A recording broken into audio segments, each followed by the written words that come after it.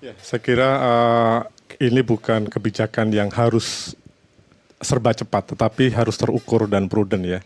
Kita lihat juga transformasi dan menuju menjadi B50 saat ini itu juga dimulai dari B2,5 kalau tidak salah di 2008. Kemudian secara berkala meningkat B10, 15, 20 kalau nggak salah 30 dan terakhir tahun kemarin kita masuk di B40 hingga minggu lalu Presiden meresmikan B50. Kesiapan pasokan dari sisi hulunya karena tentu untuk menuju B100 kalau disampaikan oleh Mbak Maria tadi kebutuhan CPO-nya akan jauh lebih besar berlipat setidaknya 2 kali lipat lah secara gambaran.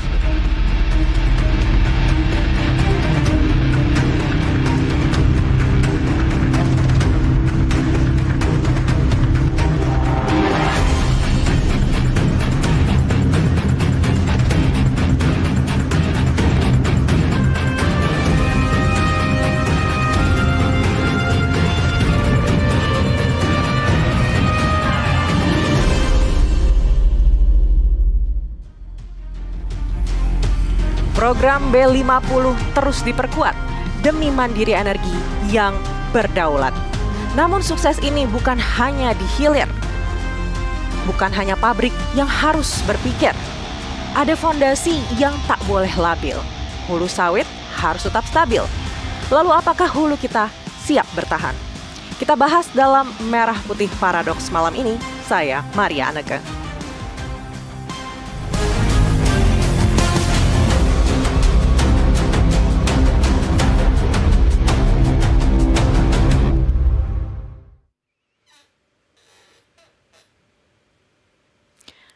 Program B50 memang adalah sebuah gebrakan. Seluruh mata memandang ke negara kita. Namun kita harapkan kesuksesan ini bukan hanya di awal. Ada sustainability yang harus tetap kita jaga.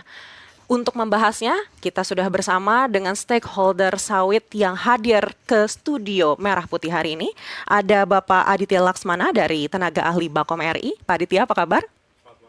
Kabar baik Mbak Maria. Selamat malam. Berikutnya juga ada Bapak Bonar Saragi, Direktur PT Mitra Agro Blesindo. Apa kabar? Baik Bu, selamat malam. Selamat malam dan juga ada Bapak Fani Rahmaditya, Transformation Leader Merkel Indonesia. Apa kabar Pak Fani? Kabar baik, selamat malam Mbak Maria. Selamat malam dan juga tergabung bersama kami lewat sambungan virtual. Ada Bapak Gulat Manurung, Ketua Umum DPP Apkasindo. Pak Gulat, bisa mendengar suara kami di studio?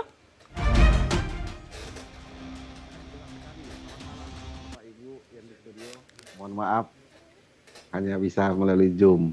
Baik, luar biasa kalau narasumber kita semua sudah siap. Kita akan mulai diskusi kita malam ini, tapi sebelumnya kita saksikan dulu tayangan berikut ini. Saudara-saudara sekalian, dengan diluncurkan program ini, Indonesia resmi menjadi negara pertama di dunia yang menerapkan mandatory biodiesel B50.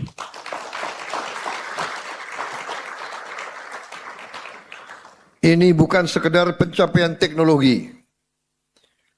Ini adalah bukti bahwa Indonesia mampu memanfaatkan kekayaan alamnya sendiri untuk kepentingan rakyatnya sendiri. Ini adalah tonggak yang sangat penting dalam perjalanan menuju kemandirian energi. Bahwa B50 ini meningkatkan kebutuhan CPO kita dari 15,2 juta menjadi 16,3 juta sampai dengan 17 juta ton. Sehingga dapat membantu memberikan kepastian pasar bagi petani sawit. Jadi kalau pengusaha-pengusaha kita Pak, katakanlah CPO harganya di luar rendah dan negara lain tidak mau, ya udah Pak, kita sebagian kita sisihkan aja untuk kita bangun hilirisasi B50 supaya harga petani naik, industri naik, negara sejahtera. Program yang memang sangat dibanggakan oleh kita semua dan dengan tujuan untuk mendapatkan kepastian pasar. Ini menjadi seksi sekali baik di mata investor ataupun di mata seluruh stakeholder. Namun kita akan lihat seperti apa sih sebenarnya produksi dari biodiesel kita dibandingkan dengan negara-negara yang juga memproduksi biodiesel. Kita akan langsung lihat seperti apa datanya yang memang membuktikan bahwa Indonesia ini adalah pembuat biodiesel dari CPO terbesar di dunia. Ini kalau kita lihat grafisnya, yang paling bawah ini Indonesia. EU itu memang dia produksi biodiesel juga, tapi dari rapeseed, dan Brazil ini dari soybeans. Dan sisanya itu US, China, dan global yang memang kalau untuk CPO yang paling besar itu adalah Indonesia berdasarkan data ini. Sehingga untuk bisa menjadi B50 atau kemudian B100 ini memang kita memiliki potensi yang sangat besar sekali begitu. Tapi sebelum kita ke sana saya akan tanyakan dulu mungkin ke Pak Aditya yang pertama. Ini kan sekarang B50, sebelumnya B40. Timeline-nya seperti apa untuk menuju ke B100? Ya, saya kira ini bukan kebijakan yang harus serba cepat, tetapi harus terukur dan prudent ya. Kita lihat juga transformasi dan menuju menjadi B50 saat ini itu juga dimulai dari B2,5 kalau tidak salah di 2008. Kemudian secara berkala meningkat B10, 15, 20, kalau nggak salah 30, dan terakhir tahun kemarin kita masuk di B40 hingga minggu lalu Presiden meresmikan B50. Dan setiap tahap tentu harus diukur, harus ada evaluasi bagaimana dampaknya terhadap konsumsi biodiesel atau B50 ini sendiri. Apakah ada hal-hal yang menimbulkan persoalan di masyarakat, di kendaraan, di alat produksi, mesin, kapal, kereta api, dan segala macam. Dan tentu ini harus menjadi pertimbangan pemerintah, akan dipertimbangkan oleh pemerintah seberapa cepat transformasi menuju setelah B50 nanti ke depan hingga menuju B100. Karena ini juga terkait sekali lagi juga dengan tema kita bagaimana kesiapan pasokan dari sisi hulunya. Karena tentu untuk menuju B100 kalau disampaikan oleh Mbak Maria tadi, kebutuhan CPO-nya akan jauh lebih besar, berlipat, setidaknya 2 kali lipat lah secara gambaran sederhananya dari kebutuhan saat ini. Dan itu tentu harus mempertimbangkan juga seberapa besar sisi hulu ini bisa memberikan pasokan, dan tentu harus didahului oleh penguatan produktivitas kelapa sawit di hulunya sehingga target atau roadmap menuju B60, B70 dan seterusnya hingga nanti misalnya sampai B100 ini bisa sustain begitu. Dan tentu satu hal catatan juga adalah berkelanjutan, karena isu sawit ini juga tidak lepas dari isu pembangunan berkelanjutan begitu. Baik, langsung saja kita ke Pak Bonar. Kalau tadi disampaikan juga oleh Pak Aditya, yang penting ini adalah kepastian dari pasokannya begitu. Kalau dari pelaku industri, terutama untuk di bidang produksinya sendiri, Pak Bonar nih melihat plus minus adanya B50 ini seperti apa? Ya, jadi gini, B50 ini pastilah sesuatu hal yang membanggakan kalau memang kita seperti yang disampaikan Pak Adi tadi, kita prepare dari hulunya. Karena begini, kalau hulunya nggak efektif dan nggak efisien, maka B50 ini juga akan menggerus dana. Contoh, kalau nanti harga HPP CPO itu kita lebih tinggi misalnya dari Malaysia, bahkan nanti dari bahan bakar yang dari tanah, maka kita akan mensubsidi untuk produk B50. Kami setuju karena B50 ini benar ada kepastian penjualan CPO kita, tetapi memang akan menggerus posisi tadi yang disebut dengan ekspor kita. Kembali ke hulu, memang masih banyak PR kita karena produksi Indonesia itu relatif rendah kalau di-compare dengan Malaysia. Contoh, kita baru dapat kurang lebih sekitar 3,2 ton CPO per hektar per tahun. Sementara Malaysia sudah 4 ton per hektar per tahun. Jadi lebih dari kita kurang lebih sekitar hampir 18%.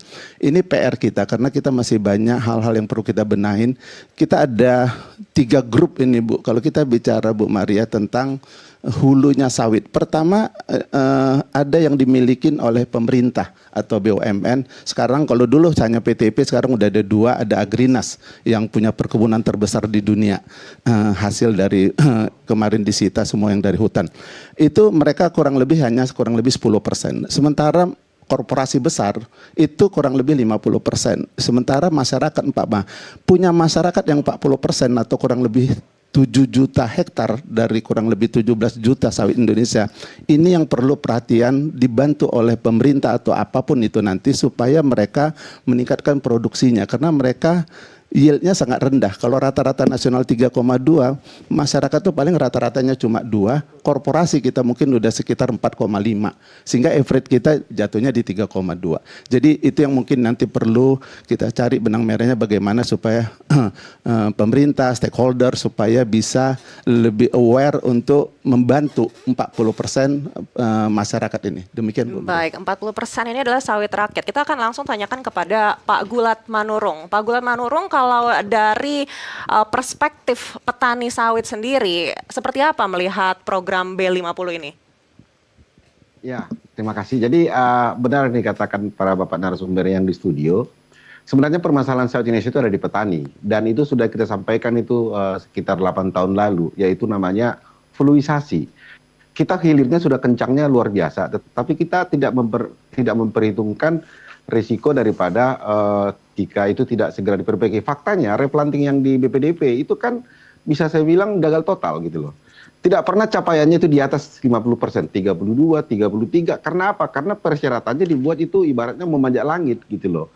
Nah, jadi kami petani sawit ingin juga berguna di dalam program kembali energi ini. Tetapi berikanlah kami kemudahan untuk menggapai dana PSR. Bapak Ibu bisa bayangkan 3-4 tahun baru bisa dapat dana PSR itu yang 60 juta per hektar. Nah, itu yang pertama. Yang kedua, saya mengatakan itu bukan ancaman biodiesel itu. Siapa bilang ancaman? Itu peluang. Tetapi kita tidak pernah melihat peluang itu harus kita gapai melalui perbaikan sektor hulu. Itu huluisasi.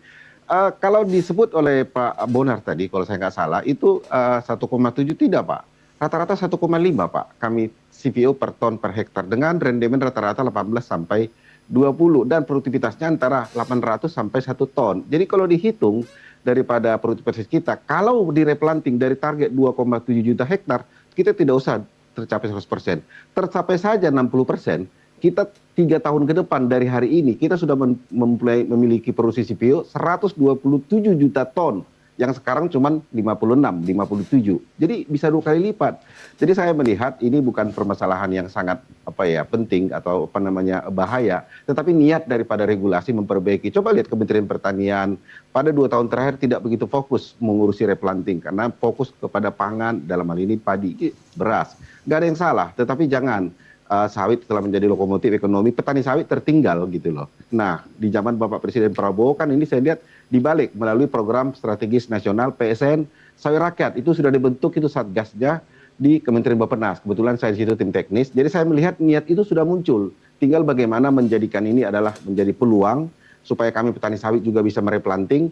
Jadi tidak lagi namanya persyaratan Bapak Ibu, tetapi adalah mandatorikan. PSR itu mandatori bagi petani sawit. Nah, gitu. Terima kasih. Baik, saya akan balik ke Pak Fani. Kalau Pak Fani melihat seperti apa B50 ini? Oke. Ya, terima kasih. Jadi tadi atas masukan dari Pak Bonar, Pak Gula, dan Pak Aditya juga, ini jadi kita bisa lihat kalau seandainya B50 ini kan sebetulnya penting. Ya, apalagi tadi kalau misalnya Mbak Maria Ligat juga tadi kita itu untuk produsen biofuel kita bisa disebut sebagai termasuk yang terbesar di dunia. Nah, cuman pertanyaannya kembali lagi kepada bagaimana pasokan sumber dayanya itu bisa memastikan bahwa B50 itu terjadi. Nah, kalau kita lihat tadi dari penjelasan Pak Bonar itu juga benar. Kalau misalnya kita tuh dari sisi produktivitas itu perkebunan rakyat atau yang tadi disebut Pak Gulat tadi itu paling kecil. Bukan secara produktivitasnya sangat kecil. Jadi bisa cuman angkanya bisa sekitar rata-rata ya. Rata-rata tuh mungkin cuman sekitar 2 sampai 2,5 ton per hektar seperti itu. Dan itu sangat jauh sekali sebetulnya. Nah, kenapa saya bilang perkebunan rakyat itu penting? Karena kalau kita lihat dari total wilayah yang dimiliki oleh perkebunan rakyat itu sekitar 40%. 40% tapi dengan tingkat produksi hanya sekitar 20 sampai 30%, itu menurut saya sangat tidak efisien gitu. Dan ini yang tadi saya setuju dengan Pak Gulat, ini harus ditingkatkan gitu, karena jujur aja satu-satunya yang bisa istilahnya memenuhi target sebagai sumber daya agar bisa B50 bahkan mungkin nanti B60, B70 dan seterusnya itu hanya kalau perkebunan rakyat itu ditingkatkan produktivitasnya. Nah, sekarang mungkin kembali lagi ke pertanyaannya kenapa susah gitu. Nah, sebetulnya kalau kita lihat tadi benar juga, misalnya tadi Pak Gulat bilang harusnya Kementerian dari Pertanian harusnya melakukan hal seperti ini, dari BPDP harus melakukan seperti ini. Dari situ aja Mbak Maria bisa lihat ada 2 instansi yang sudah disebut oleh Pak Gulat. Sebagai informasi, di Indonesia itu untuk masalah hulu itu mungkin ada sekitar 10-15 instansi pemerintah. Nah, yang istilahnya masing-masing memiliki domainnya masing-masing. Nah, Mbak Maria bisa bandingkan, kalau kita bandingkan dengan Malaysia, nanti mungkin kita akan ngobrol soal Malaysia. Malaysia tuh hanya ada satu, yaitu MPOB sebagai regulatornya, dan satu lagi adalah Velda, yaitu yang membantu perkebunan rakyatnya. Nah, MPOB sendiri ini terdiri dari kumpulan instansi-instansi tadi yang disebutkan. Nah, jadi dengan begitu kita lihat aja, mungkin nanti Pak Bonar bisa memberikan angka yang lebih tepat. Tadinya Malaysia memang secara wilayah itu jauh lebih kecil dari kita, mungkin produksi nasional yang lebih kecil, tapi kalau kita bagi dengan perluasan wilayah, rata-rata di kita itu mungkin cuma sekitar 2,5 atau 2,8 something, tapi di Malaysia itu bisa 3,5 ton per hektar, seperti itu Mbak Maria. Jadi dari saya mungkin di awal itu adalah bisa dikatakan bahwa pentingnya perkebunan rakyat, meningkatkan produktivitas perkebunan rakyat itu sebagai salah satu syarat mutlak supaya program B50, 60 dan seterusnya ini bisa berhasil. Seperti itu Mbak Maria. Pak Aditya, apa yang bisa dilakukan pemerintah? Apalagi tadi disampaikan oleh Pak Fani juga, sudah ada 15 institusi nih sebenarnya yang mengurus hulu ini begitu. Dibandingkan dengan negara tetangga kita yang produktivitasnya lebih tinggi, ini hanya diurus oleh 2 institusi saja. Ya, kalau kita perhatikan ya, program B50 ini kan sebenarnya tagline-nya mandatory ya, mandatory B50. Kalau mandatori artinya seluruh energi, seluruh fokus, seluruh atensi KL terkait yang memang berkaitan dengan hulu sawit itu semaksimal mungkin adalah bagaimana mensukseskan B50. Tetapi di sini kita juga harus melihat bahwa sawit ini tantangannya tidak hanya di B50, tetapi juga ada soal pangan, minyak goreng. Dan jangan lupa juga sawit itu adalah komoditas ekspor. Artinya equilibrium terhadap kepentingan ekspor pun juga harus diperhatikan. Dan di sisi inilah pemerintah tentu sudah memberikan satu atensi yang besar dan menyadari bahwa persoalan B50 dan juga tadi persoalan-persoalan di hulu adalah persoalan lintas KL begitu. Tadi disampaikan Pak Fani, khusus di hulu aja ada 14 begitu. Dan untuk kita tarik ke hilir di B50, ini kan sudah pasti itu lintas kementeriannya lebih besar lagi. Di hulu ada Kementerian Pertanian dan juga mungkin ATR soal lahan, kemudian juga sampai downstreamingnya juga ada Kementerian Perdagangan, Kementerian ESDM, kemudian sekarang mungkin juga ada Danantara segala macam. Sehingga ini mata rantai dari hulu sampai hilir ini saya yakin dan kita publik perlu meyakini bahwa sudah diperhitungkan oleh pemerintah. Karena apa? Pemerintah tentu tidak ingin berhenti di tengah jalan B50 atau B50 dengan adanya B50 kepentingan yang lain terganggu. Misalnya tadi kepentingan untuk pasokan bahan pangan minyak goreng terganggu. Kemudian langka minyak goreng naik harganya tentu akan menjadi persoalan sosial ekonomi yang menimbulkan energi buat pemerintah juga. Disinilah sebenarnya tantangan-tantangan yang saya sampaikan tadi untuk kepentingan pangan, kemudian untuk kepentingan energi B50 dan juga bagaimana kita juga harus tetap bisa memberikan revenue optimal melalui komoditas ekspor sawit ini bisa terjaga. Sehingga di sini pemerintah sebenarnya melihat mandatori B50 ini sebagai sebuah ekosistem yang luar biasa besar begitu. Dan sekali lagi karena ini mandatori artinya seluruh KL juga mandatori juga untuk bisa memberikan atensi dan energinya bagaimana supaya B50 ini bisa sustain, pangan juga sustain, ekspor kita juga sustain dan aktor utama 2,6 juta petani sawit ini bisa meningkat kesejahteraannya gitu. Baik, saya kembali lagi ke Pak Bonar. Pak Bonar, sebenarnya dengan adanya program B50 ini akan mengganggu suplai minyak goreng di dalam negeri atau tidak sih? Sebenarnya enggak. Untuk dalam negeri itu sebenarnya kebutuhannya enggak banyak.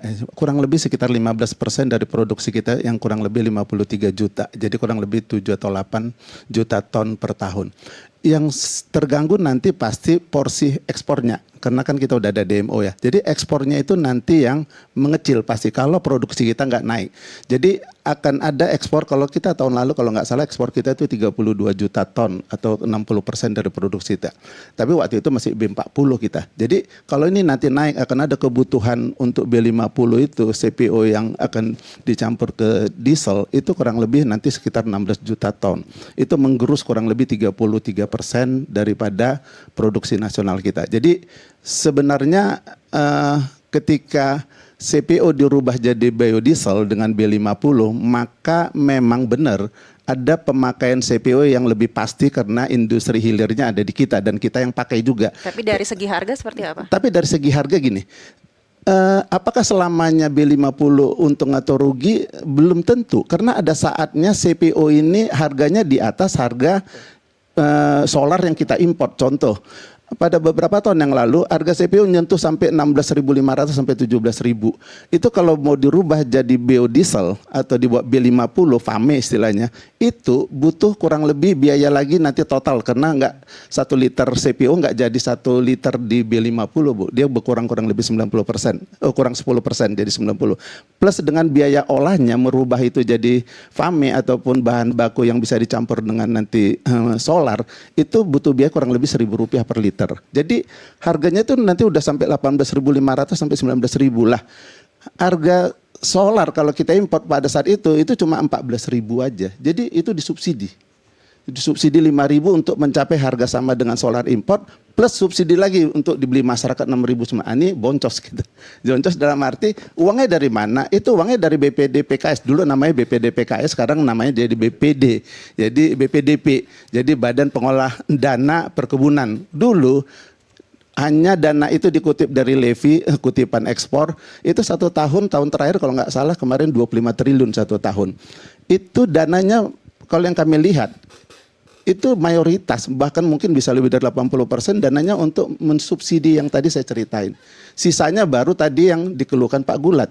Jadi Pak Gulat tuh nggak bisa dapatkan jumlah hektaran asosiasi mereka, petani-petani sawit yang harus dibantu 60 juta per hektar itu. Misalnya targetnya misalnya harus ada 50.000, dapatnya cuma 15.000, 20.000 karena kekurangan duit, itu butuh 60 juta per hektarnya. Jadi kembali lagi ini kan harus disiasatin. Cara yang paling baik adalah sesuai dengan tagline judul kita adalah bagaimana hulu kita ini kita beresin.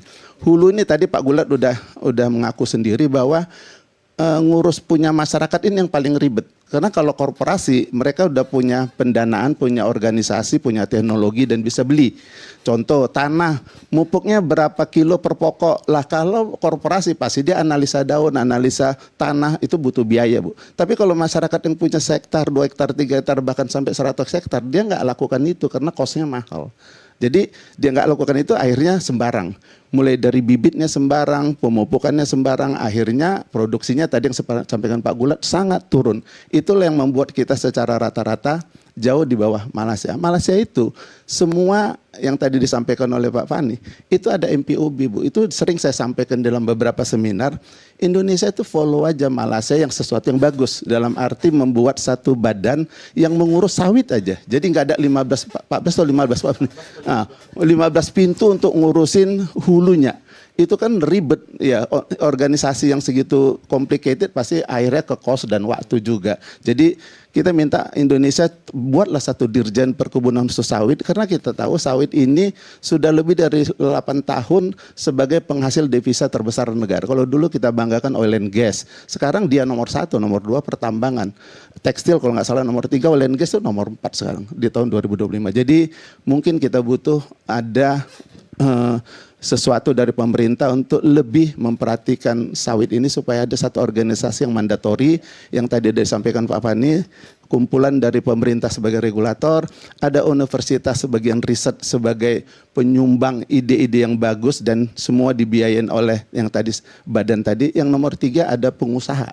Pengusaha ini memberikan, Pak kami butuh ini supaya semua riset ini bisa dipakai untuk industri. Sekarang saya pernah training di PPKS tahun 97 waktu mau jadi manajer.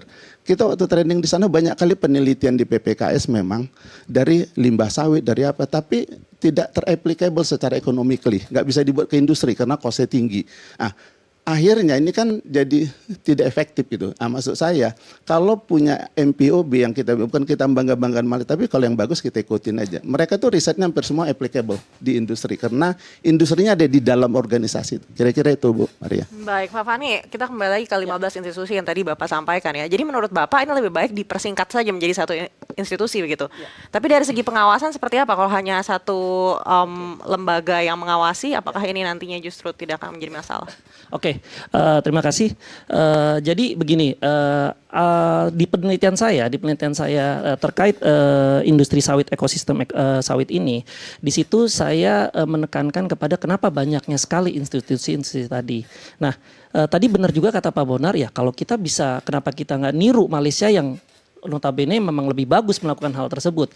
Nah, jadi saya mencoba mengambil perspektif, saya mencoba ngambil contoh tuh dari Malaysia. Nah, pertanyaannya apakah Malaysia itu hanya menjadi satu institusi? Iya, tapi di dalamnya terdiri dari beberapa institusi tadi. Nah, jadi institusi kalau yang saya ambil contoh di MPOB ya, misalnya ya. MPOB itu bukan berarti hanya satu berdiri sendiri, enggak. Tapi di dalamnya itu terdiri dari elemen-elemen pemerintah. Jadi ada elemen pemerintah, dari kementeriannya dia ada, dari Velda juga ada. Velda itu istilahnya kayak lembaga pemerintah yang istilahnya mengayomi perkebunan-perkebunan rakyat. Lalu wakil dari perkebunan rakyat juga ada. Lalu dari pihak universitas itu ada juga gitu. Jadi dari riset ada juga. Nah, karena mereka berkumpul di satu tempat, jadi semua keputusan itu langsung diputusin bareng-bareng. Seperti itu. Jadi cara kerjanya MPOB seperti itu. Nah, tadi kalau Mbak nanya misalnya tadi, loh kalau misalnya cuma ada satu, bagaimana cara kontrolnya? Justru lebih mudah. Kenapa? Itu bukan satu tempat habis itu nggak ada yang ngawasin, nggak. Justru karena semua stakeholder ditempatkan di dalam satu posisi. Nah, lalu habis itu, dan kalau di MPOB itu lembaganya cukup lumayan kuat ya, bahkan dia tuh bisa menentukan regulasi. Nah, dia jadi gini, dia menentukan regulasi, sesuatu yang dilakukan oleh kementerian di Indonesia. Terus dia juga melakukan financing, sesuatu yang dilakukan oleh BPDP. Dia juga mengarahkan pihak universitas untuk melakukan riset yang terkait. Nah, supaya riset yang dihasilkan itu applicable. Nah, tadi yang seperti kata Pak Bonar, kalau di Indonesia, universitas itu bebas melakukan penelitian, terus mereka sifatnya tinggal minta dana ke BPDP. Nah, karena BPDP memang ada anggaran tersebut, akhirnya dikeluarkanlah.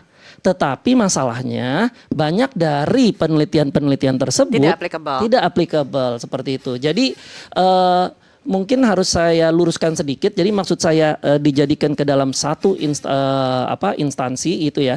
Itu bukan satu instansi tunggal, tapi sebenarnya terdiri dari beberapa elemen stakeholder terkait. Nah, kalau di penelitian saya itu saya mengusulkan kita sebut aja namanya sebagai apa? Badan Sawit Nasional. Jadi hanya fokus di situ. Nah, pertanyaannya contoh ya, misalnya Mbak ya, misalnya kayak sekarang BPDP. BPDP tadinya BPDP KS karena BPDP yang hanya fokus ke kelapa sawit.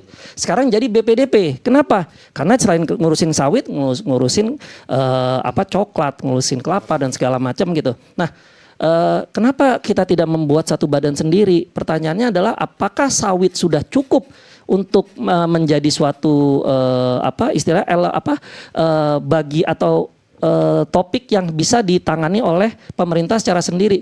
Menurut saya sangat cukup. Kenapa? Karena kalau kita lihat aja hasil ekspor ya, kita itu di neraca perdagangan sawit itu sekarang tuh adalah kita bisa nyebutnya sebagai ratu dari neraca perdagangan kita, karena penyumbang devisa terbesar itu bisa dari sawit. So kenapa tidak dilakukan hal yang sama mungkin seperti yang dilakukan oleh Malaysia? Seperti itu. Baik, apakah ini artinya dalam waktu dekat kita akan bisa melihat neraca dagang kita mungkin melemah dibandingkan dengan periode sebelumnya? Jangan dijawab dulu, kita akan bahas usai jeda, tetaplah bersama kami.